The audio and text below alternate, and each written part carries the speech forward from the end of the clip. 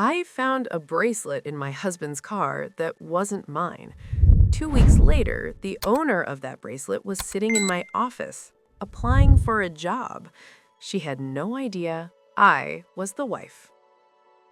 It all started with a bracelet, a delicate silver Tiffany chain wedged between the passenger seat and the center console of my husband David's car. I know it wasn't mine because I only wear gold. And I know it wasn't a gift for me because our anniversary was last month and he bought me a slow cooker. I didn't throw a tantrum. I went online. David isn't very smart. He had been liking every single photo of a certain Vanessa on Instagram. Young, ambitious, loves coffee and successful men. In one of her photos, that exact bracelet was glinting on her wrist. The puzzle was complete. I was going to file for divorce immediately, but fate had a better plan. 2 weeks later, as the head of analytics at a major financial firm, I was reviewing resumes for a junior analyst position. And there it was, Vanessa Miller. The same photo as on Instagram, the same education. She was applying for a job at my company. She didn't know my maiden name, which I use professionally. She had absolutely no idea who I was. I told the HR manager, I want to interview this candidate personally.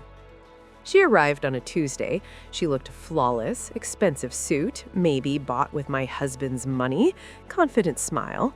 She sat across from me, completely unaware that she was looking into the eyes of the woman whose marriage she was destroying. The interview lasted 20 minutes. It was a game of cat and mouse.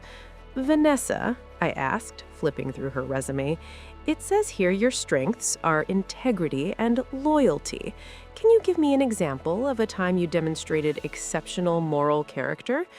Without blinking, she launched into a rehearsed story about returning extra change at a grocery store. She talked about ethics, values, and how important it is to be a trustworthy person. I nodded along, feeling my blood boil, but my face remained a mask of professionalism. Impressive, I said. You know, at this firm, we highly value attention to detail. An analyst needs to notice things others miss. I slowly reached for the photo frame sitting on my desk, facing me. Are you an observant person, Vanessa? Oh, yes, absolutely, she replied enthusiastically. I never miss a thing. Excellent! Then take a look at this. I turned the frame around to face her. In the photo, David and I were standing on a beach in Maui, hugging and laughing. It was a large, high-resolution photo. His face was unmistakable.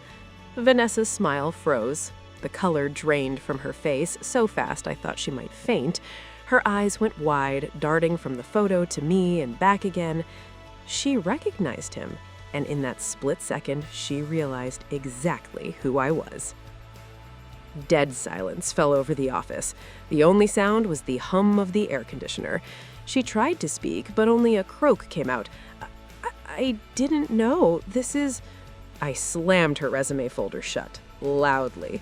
We don't hire people who lack moral character, Vanessa, and we certainly don't hire people who are sleeping with their boss's husband. I stood up and pointed to the door. You're not a good fit. But please, feel free to take a candy on your way out. You'll need the sugar for the shock. She scrambled out of the office, forgetting her expensive handbag, which she had to come back for, red-faced with shame. I calmly logged the rejection into the HR system with the note, does not align with corporate values. That evening, I drove home early. David was sitting on the couch. I tossed a manila envelope on his lap.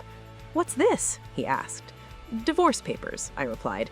And by the way, Vanessa didn't get the job. I fired her before she was even hired.